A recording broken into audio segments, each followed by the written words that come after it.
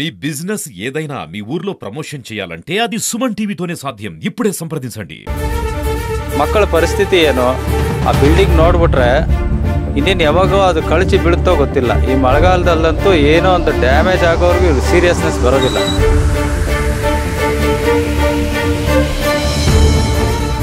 ನಮಸ್ಕಾರ ವೀಕ್ಷಕರೇ, ನಾನು ನಿಮ್ಮ ಮಹೇಶ್, ಸುಮನ್ ಟಿವಿ ಗುಡಿಬಂಡೆ. ಶಿಥಿಲ ವ್ಯವಸ್ಥೆಯಲ್ಲಿರುವ PM ಶ್ರೀ ಸರ್ಕಾರಿ ಮಾದರಿ ಹಿರಿಯ ಪ್ರಾಥಮಿಕ ಶಾಲೆ. ಭಯದಿಂದ ಪಾಠ ಕೇಳುತ್ತಿರುವ ವಿದ್ಯಾರ್ಥಿಗಳು, ಬನ್ನಿ ನಮ್ಮ ಸುಮನ್ ಟಿವಿ ವೀಕ್ಷಿಸೋಣ.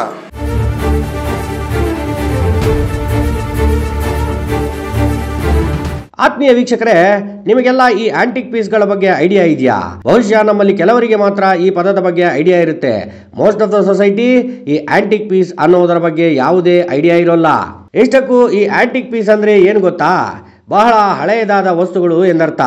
ಕೇವಲ ಹಳೆಯದ್ದಲ್ಲ, ಆಗಿನ ಕಾಲದ ಕಲೆ, ನೈಪುಣ್ಯತೆ ಮತ್ತು ಒರಿಜಿನಾಲಿಟಿಗೆ ಸಂಕೇತ ಮತ್ತು ನಮ್ಮ ಗತ ವೈಭವದ ಹೆಮ್ಮೆಯಾಗಿರುತ್ತೆ.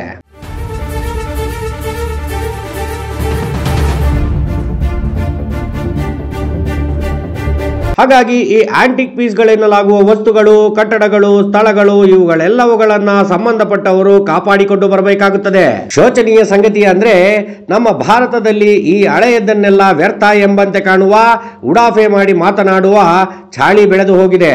ಅದೇ ನೀವು ಹೊರ ರಾಷ್ಟ್ರಗಳಲ್ಲಿ ನೋಡಿ, ಅವರ ದೇಶದ ರಾಜರು ಉಪಯೋಗಿಸಿದ ತಟ್ಟೆ ಲೋಟದಿಂದಿಡಿದು ಮಸಣದವರೆಗೂ, ಅರಮನೆಗಳಿಂದಿಡಿದು ಶಾಲೆಗಳು, ಮನೆಗಳು, ಮೈದಾನಗಳು, ಅಷ್ಟೇ ಏಕೆ ಪುರಾತನದ್ದು ಎನ್ನಲಾಗುವ ರಸ್ತೆಯ ಪಕ್ಕ ಹಾಕಿರುವ ಒಂದು ಸಣ್ಣ ಬೋರ್ಡ್ ಅನ್ನು ಕೂಡ ಜೋಪಾನವಾಗಿ ಕಾಪಾಡಿಕೊಂಡು ಬರುತ್ತಾರೆ.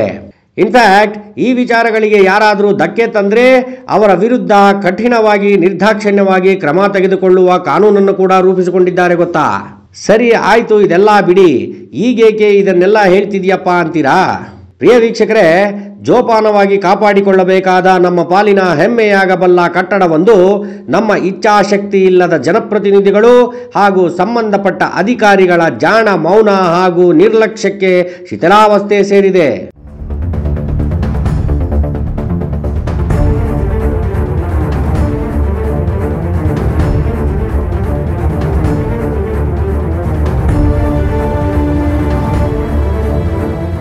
ಆ ಕಟ್ಟಡ ಯಾವುದು ಗೊತ್ತೇ? ನಮ್ಮ ಚಿಕ್ಕಬಳ್ಳಾಪುರ ಜಿಲ್ಲೆಯ ಗುಡಿಬಂಡೆ ಪಟ್ಟಣದಲ್ಲಿರುವ ಸರ್ಕಾರಿ ಮಾದರಿ ಕಿರಿಯ ಪ್ರಾಥಮಿಕ ಶಾಲೆ. ಆಕ್ಚುಲಿ ಈ ಶಾಲೆ ಕಟ್ಟಡ ನಿರ್ಮಾಣಗೊಂಡು ಪ್ರಾರಂಭವಾಗಿ ಶತಮಾನ ಕಳೆದಿದೆ. ವಾಸ್ತವವಾಗಿ ನೋಡಿದ್ರೆ ಈ ಶಾಲೆಯನ್ನ ಸರ್ಕಾರಗಳು ಇಷ್ಟೊತ್ತಿಗಾಗಲೇ ಐತಿಹಾಸಿಕ ಕುರುಹು ಅಂತ ಘೋಷಿಸಬೇಕಿತ್ತು. ಬಟ್ ಶಾಲೆಯ ಈಗಿನ ಪರಿಸ್ಥಿತಿ ನೋಡಿದ್ರೆ ಆ ಶಾಲೆಯನ್ನ ಉಳಿಸಿ ಪುಣ್ಯ ಕಟ್ಕೊಂಡ್ರೆ ಸಾಕೇನೋ ಅನ್ನಿಸ್ತಿದೆ.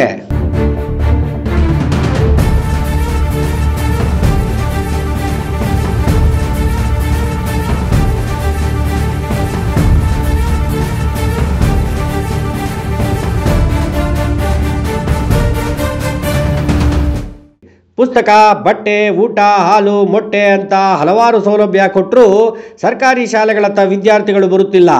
ಅಂತಹದ್ರಲ್ಲಿ ಈ ರೀತಿ ಇವತ್ತೋ ನಾಳೆಯೋ ಅಂತ ದಿನಗಳನ್ನು ಎಣಿಸುತ್ತಿರುವ ಈ ಕಟ್ಟಡವನ್ನು ನೋಡಿದರೆ ಯಾವ ಪೋಷಕರು ತಾನೇ ತಮ್ಮ ಮಕ್ಕಳನ್ನು ಕಳಿಸುವ ಧೈರ್ಯ ಮಾಡಬಲ್ಲರು ಹೇಳಿ? ಶಾಲಾ ಕಟ್ಟಡಕ್ಕೆ ಬರೋಬ್ಬರಿ 150 ವರ್ಷ. ಸೊ ಯಾವುದೇ ಸರಿಯಾದ ಮೇಂಟೆನೆನ್ಸ್ ಇಲ್ಲದೆ ಮೇಲ್ಚಾವಣಿಯೆಲ್ಲ ಕಿತ್ತು ಬಂದಿದೆ.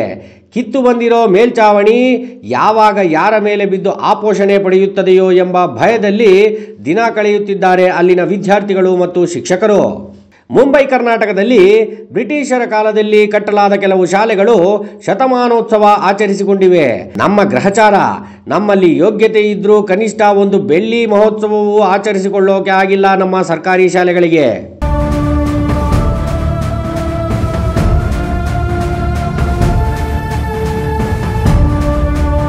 ನಾವು ಚಿಕ್ಕಲ್ಲಿಂದನೂ ಗುಡಿಬಂಡೆ ನಿವಾಸಿ ಆಗಿರೋದ್ರಿಂದ ಇಲ್ಲಿನ ಪರಿಸ್ಥಿತಿ ಎಲ್ಲ ನಮ್ಗೆ ಅರ್ಥ ಆಗುತ್ತೆ. ನಮ್ಮದೇ ಶಾಲೆ, ಸರ್ಕಾರಿ ಬಾಲಕರ ಶಾಲೆ. ನಾವು ಓದಿ ಬೆಳೆದಿರ್ತಕ್ಕಂಥ, ನಾವು ಒಂದು ಹಂತಕ್ಕೆ ಬಂದಿರತಕ್ಕಂಥ ಶಾಲೆ ಇವತ್ತಿನ ಪರಿಸ್ಥಿತಿ ನೋಡಿದ್ರೆ ತುಂಬ ಅಸಹ್ಯ ಅನಿಸುತ್ತೆ. ಇಲ್ಲಿನ ಆಡಳಿತ ಏನು ಮಾಡ್ತಾಯಿದೆ, ಎಲ್ಲಿ ಹೋಗ್ತಾ ಇದೆ?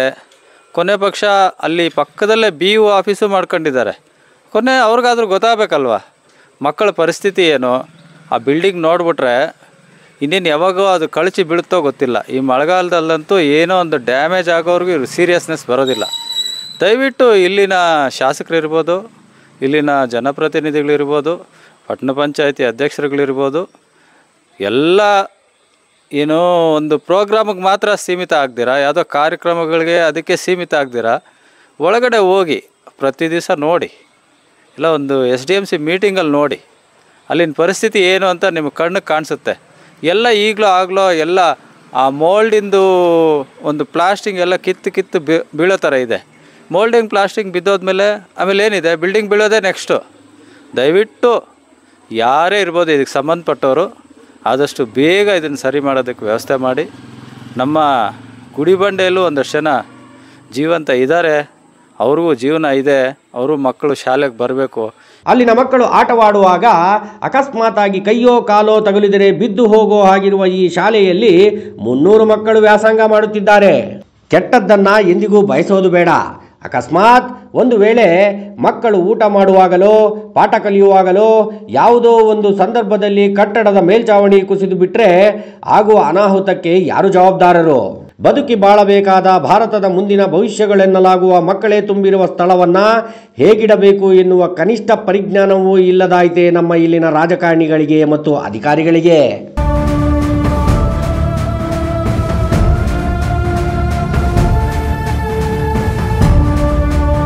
ನಮ್ಮ ಸೋಕಾಲ್ಡ್ ಜನನಾಯಕರಿಗೆ ಮತ್ತು ಕೆಲ ಆಯಕಟ್ಟಿನ ಜಾಗಗಳಲ್ಲಿ ಕೂತಿರುವ ಅಧಿಕಾರಿಗಳಿಗೆ ಒಂದು ಸಮಸ್ಯೆ ಇದೆ.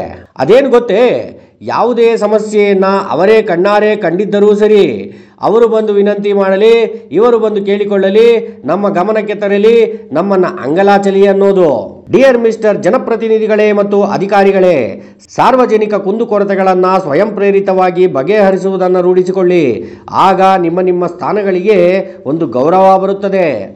ಓವರಾಲ್ ಶಿಥಿಲಾವಸ್ಥೆ ಸೇರಿದ ಈ ಸರ್ಕಾರಿ ಶಾಲೆಯನ್ನು ಇನ್ನಾದರೂ ಸಂಬಂಧಪಟ್ಟ ಅಧಿಕಾರಿಗಳು ಮತ್ತು ಜನಪ್ರತಿನಿಧಿಗಳು ತಿರುಗಿ ನೋಡುತ್ತಾರಾ ಅನ್ನೋದೇ ನಮ್ಮ ಪ್ರಶ್ನೆ. ವರದಿ ಮಹೇಶ್ ಗುಡಿಬಂಡೆ, ಸುಮನ್ ಟಿವಿ.